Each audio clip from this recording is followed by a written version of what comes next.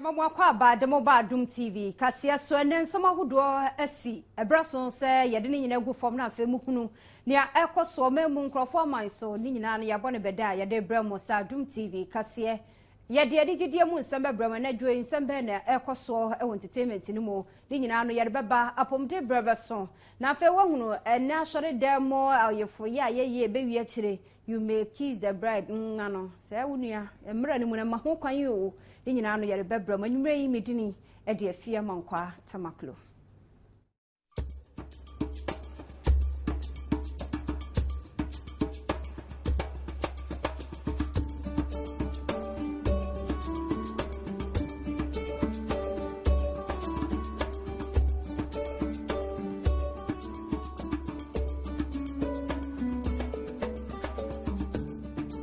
Yemma mwakwa ba fe yenhwe sede na dwoyi nsam no sede sisi ye e wo mamu no emfa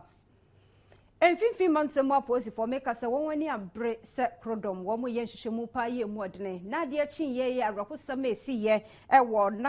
Ghana National College no na je se emu ewrem ya bro teacher for ni se susu ye se bia wo ma ya so de ana bibia te se na mom akromfo ye se wo mo ma bai womu nshuro pani nshuro akoda nshuro mampani womu na aktua hye womu so ene yaso womu bro womu pa teacher for no womu tena ye ba kuma ne dini ene wo real teachers flat ye no e okekos womu ahwo wom pa mankrofo widium eye wono eya public affairs director ya wo omemu posi adwumaku mu DSP Safas Arthur ene nam so amene wone Adom TV Kasee di nkoma ensem odi tudwa nyina ne se de niema esi ekroye e wo Ghana National College no antwaye nyakura ntini se woma yire bambo mu pampe sebe ye dem abetimi afa ne ntoma pede afra ne won mu ayehwe wo mu hwe a wo mo japade akromfo sisa ni nyina le tro wo kon ho di dwane ewie ye yesa bro wo mo na otichani ba ko a wo hwe mu ani pra ne mu ye dene ama meka se oda yare mpaso wo chechire mu se de nsam no etie ede to Adom Kasee eni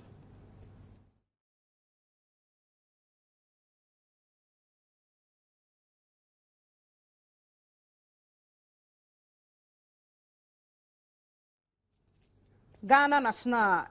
College ho school mu said ne akromfo ibo ewuramu epono na atutu de ekrokra wo mu no na je said akromfo no bopini wo no na ano edne wo krompo kira na je nkrama suye nkrama no suye ye no amu na wo hu santi moja ene said ye ho no musi eyeye no na ye hwe ehu emfonyi bie ne ye behwa na de wo no eda asipiti no a ye je ayerhwe e wo honom no ono so ne ye bekire de abramo no kirechire mu de nam so na se de wonu hunu ye se de akonfo no bopini honom ne ade no ni nyina na Adom Kasee ene sa woni kro no di nkomo e ma wono so kirechire mu ti wonom mpa enom ne ade se de ene akonfo edi wo mpa bro wi akire se sa won ne makoye no nti o kirechire ni ba kono ena wo hono ye hwe se de woni Adom TV Kasee di nkomo no e de bebremu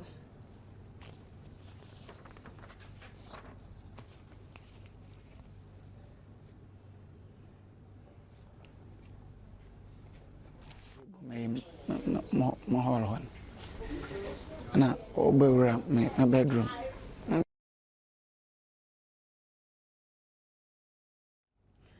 Yet also yademo ekwaye some foforo mu akane mampani Jerry John Rollins say we doctor and just say UDS your pon one more bonaba so penny wabere pan sana UDS your pon beba no wono ane di mo akotenenti and one more abono abaso doctorate degree and day one day amano na was a jumedie no ase no kane mampani Jerry John Rollins and then some who do be to draw then some walking and said justice and now say ora justice atuguba or see abona baso pa the Supreme Court and same day no nyina no senya penny and ordinary see what they wafo na ka ho to near me year one rank as I say me kra me de Kasee mamwe na bia na nka menyina hanko me ani adane abutu kra edisi ya waye ye ne aseda bi ye nyame efrimo na de banipa efam dia kane mampani Rollins hunu ne se owura justice atuguba wono e de wose de ema no fiso obo no homodene pa hwehwe se de ekoso e wo manfo trimo e na wode sa nsemi ebeba tu dwa leso ni nyina mu no kane mampani ye Rollins wankwa a wontumi kansemi entudwa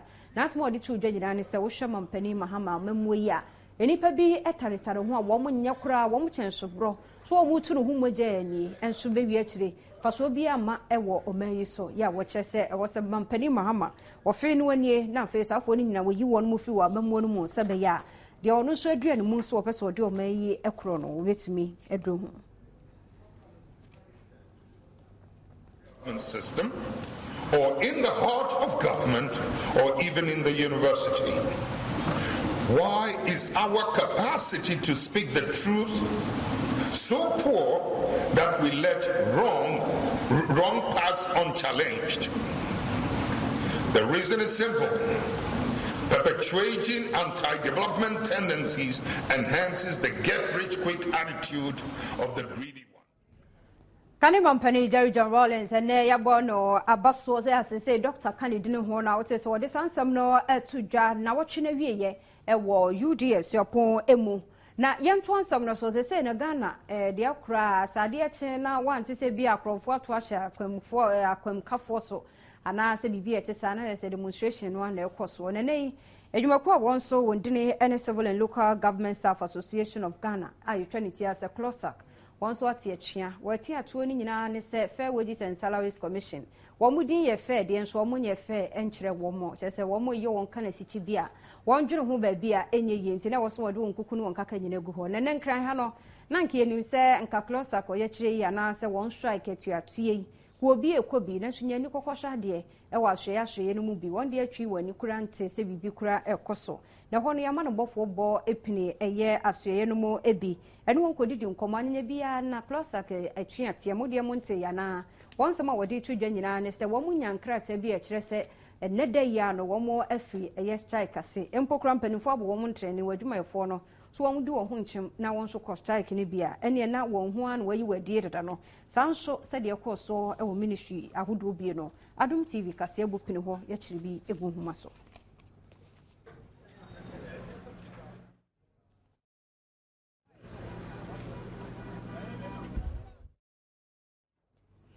Adom TV Kasee ena wo hweno yet also na yakọ Flagstaff House na yakọ akọhwe se de nenso nsama hudo esi ekro ya Ghana yama mpani preko pe John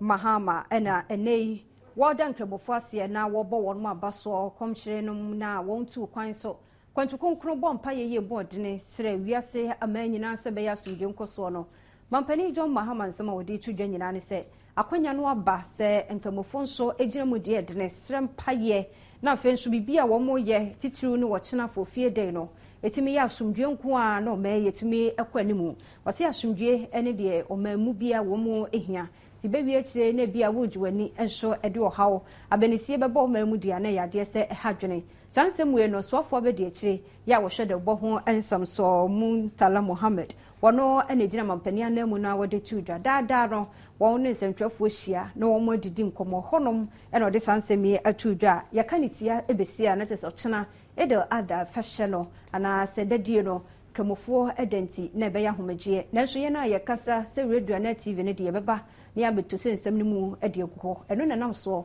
e mampanifo ede sansemi atudwa de wo se nyane se echena de enye sonson ye kura ewo edadi ahodo nkamofo adie na ende de fefe se asumdwe hu da wo ena wono ede etudwen yatwa Adom TV Kasee no so yede mo ekọ eye priestia huni valence a ehonum no na amane ene enti Adom TV Kasee yenya no ekyemu anema ahodo bi wo ho a ene wo ma didi nipa se fa no kwaye mu nuabanom ne nkokoolum ne ade sahwi anansa to emantam wi wo mfirimu a ne ba bi ani ho wo mbo homodene nanso nyani kɔhwɛ ade wo ho wo mo kwanye enye kura sebe na no ba ye no ye beyie de afri kwaye no mu aba ekro akese mu ni abeton no so adane boachi bidini wo mo abo sei nananom so aka wo mo abre eno ntem kwada kura no suku dan papa bia kura ni ho nti ama enwuma suan so atete apansam se ko ntebe ye nan so nti Adom Kasee ebopene wo no panifo wo mo akosam wo mo hawa hodo wo mo famu no wonde tu edwa yet also na ye de akọ eye ensem foforo emu ye bekoso na emu ye gina priestia huni valley ho na ene ye adwumako bi so won mo yade make se won akọcheche eniema sebeya priestia huni valley titru won so betumi akọ animo na sei ena adwumade ne na esi etie eniema ahodo be na won mo de eche ye sei na ɛhɔ nso Adom TV Kasee duru hɔ no na etie Aba yeguso aya yede Adom TV Kasee na bram yetwe ho sima na ya bana adwadie mu nsam bɛyɛ ɛna da paso ye basisi a na yakɔ akɔhwɛ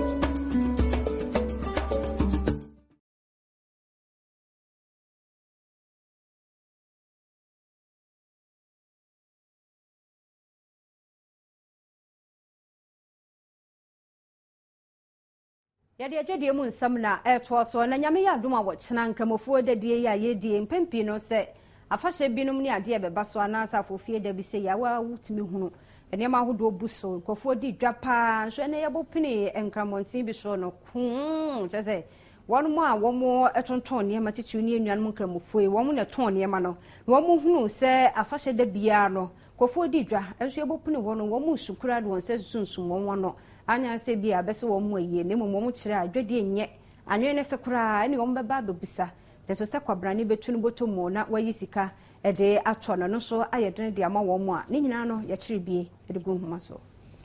sala no de yɛnim akyena ne de nya dwele nya kora me de 50 na me de buy the business nya kora and because it's a sika no anyhow because last year me to wait say 3.5 baku ma to me no 7 million this year me be say almost 6.5 baku pay last year it's a different one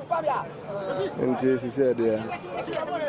and I mean to me to me no and charges me to baku ono Kasee last year to we be 3.5 ampa ni your call ho a bet me nya we to say 55,000 safer 60,000 safer this year we 100,000 safer 1 year no safer no so see adia 22,100 Ghana cedis nti the 100 Ghana cedis wo ko 22,000 na de be business wo bet me ya nti business na dia see adia ye kura wo ko lori car ba kwa ba police for empty show we break one say we bet me for say 8 million 9 million akio omo abedru ha nti ye ntimi nto kura tia ya jana no ye ntimi nto omo so sika kura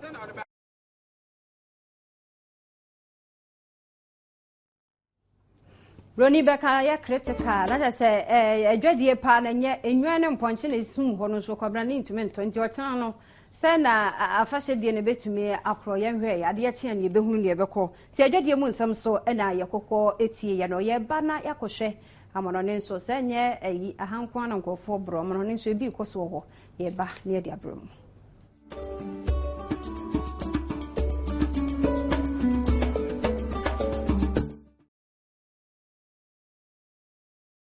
Ena odwani eche New York Mountain so ayese enkrofo ebro no wom kwa ni mododo wom nim se bia adwuma sam na ayedene anase bia mema ntitu adwuma na ho ntie wom pamu ana bibisa ayese ohamu chichemu aduo no 20% wom bro se sram wom bro so mutimi nya hwe ne nam kwa ho ne nam manchwa no saa na de ache no wom asore nso anenam panifo won ye hwehwemu ikira okwan bi so no benya sunsuanso bone won apom din mu nsam efi se udodo no a wom bro nso mpaduane die tu be hunu wom no ma ye chengelenge saa ne nam kwan no ho a anya se bia fa na dwurum enso ne bro na kwabana ne wono abro saa no panifo a wom ewo New York Mountain kira we kura ne de di kane se oham chichemu adu ne betumi akosoro saa krofo bro de na ente sese de nei wom hunu no Adom TV Kasee na wo hwe ne ye basisi a no so apomden Kasee sahata ba Mr. se ope Osei dro tata hwepa ma ho atọwọ de ento adro bi akeke sahata ba Mr. ye basisi a na apomden Kasee den ene da pono so ye de beba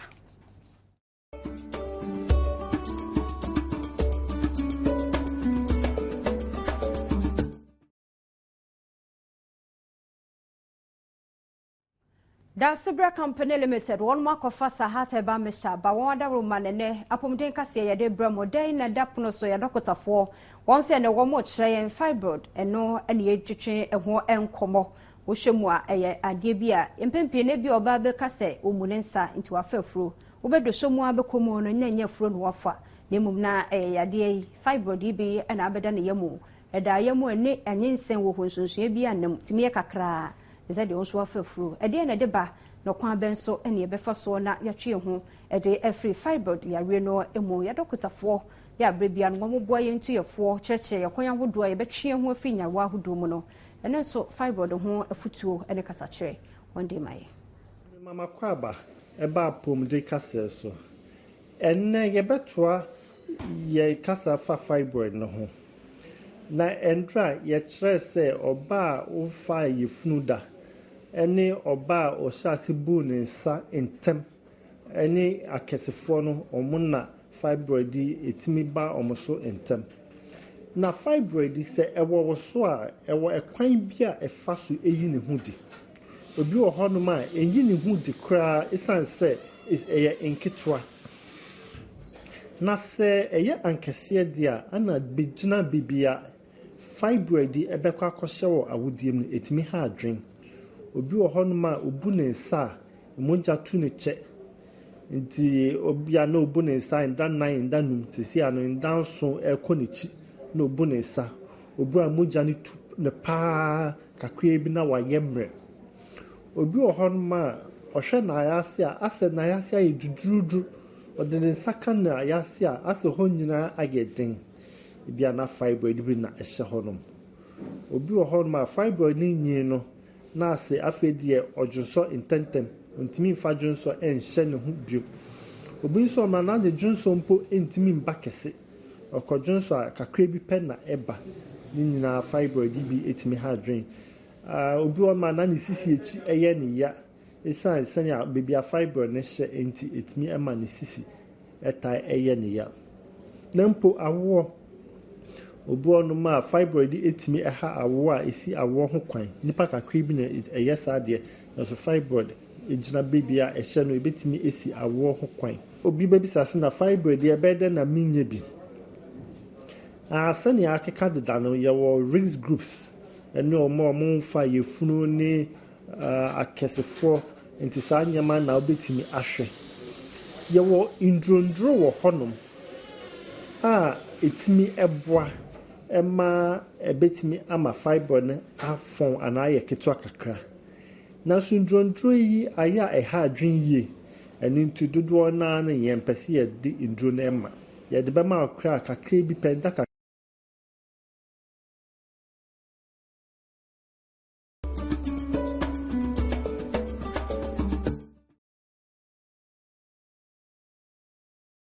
Abusami wakwaba eba agokansie so ewa Adom Kasee so atinka kofi gin adaroma na yede agokansie mu nsem bro kumase de matisa atinka no eno ana obia etoto wochena na kansie kese a Ghana ene Egypt ebebo no ho ensem nyina betudwa wochena no nine pepepe na kansie na ahyase na opani a wono na Ghana Football Association woda ni mu ora kwesi nyantechi edenson kakra tudwa efasa kansie ho awobabo a Ghana aye se yebedi nkonim ewo Egypt for so ene de wo mo aye nyina no one agokansi atwe ho komo a wode ebi etudwa na anwumre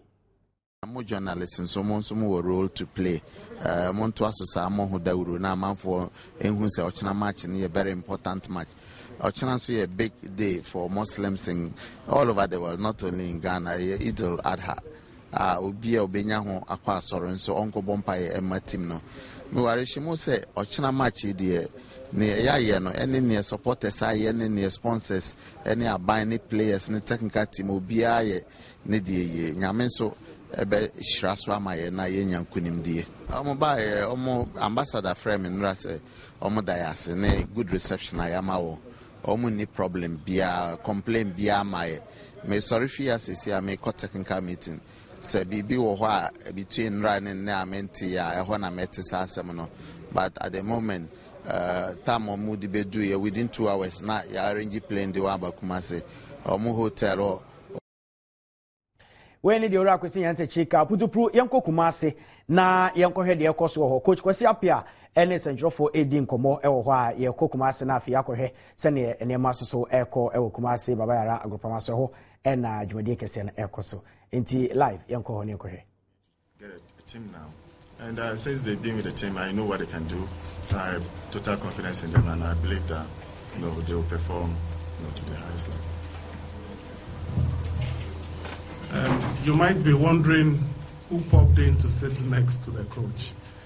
His name is Mr. Alex Mould, the CEO of GMPC our main sponsors. They will also have a message for Ghanaians to ahead of this game. Yes. Yeah, my name is Alex Adai for ELFM, University of Cape Coast. Watching the other African countries play, even teams that went away managed to score a goal. Senegal even managed to score a goal. How solid is our defense and our goalkeeping so that we avoid conceding a goal in that? That is to the coach. For me, modern football, I don't believe in, I'm playing away. You know, we're talking about professionals now, and anywhere the team goes, there's nothing like away game or home game. The most important thing is making sure you prepare your players, and they need to give out their best and make sure that they get a goal. The best way to defend is to attack, and for me, those countries that you're talking of, I believe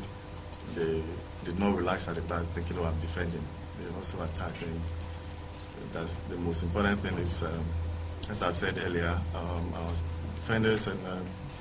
the goalkeepers, they've all been doing very well, and I believe very well that we shouldn't be having any problems at the back. Please, it's a press conference. Some are taking it live. If you have your phones on, could you please put them on silent mode or turn it off?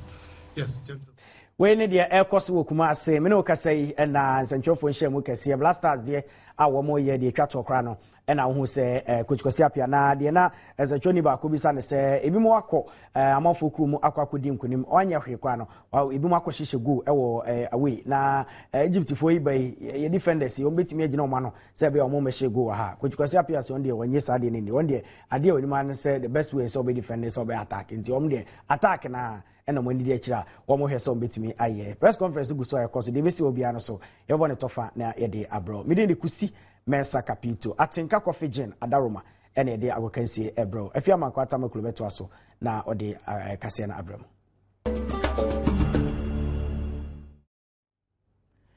yada kusi mensa capito asese ode agokansi ebra ye nti na ochina no sese ne mpaya na wo so obi abo wa odidi de na ye china no penidi naja nyame mu kwan ma yenko World Cup ni bi na se de edu so eye eligidie mu ensam na ben fie miensanie na yete eye Ghana anase obrafo yete ne nka cheye papa kofo bi kampo dwen se na be me ade wakota na fi se wo mo eba no wo mo chen akese no kra wo mama akese ni nyina etetehwe na nso na Adom TV eligidie Kasee anya obrafo ne dim koma busa no se ehu bi abowa na nti na untimi ma no se nyesa no wada so gina na so pampe ya yare kakra na ye kotie no se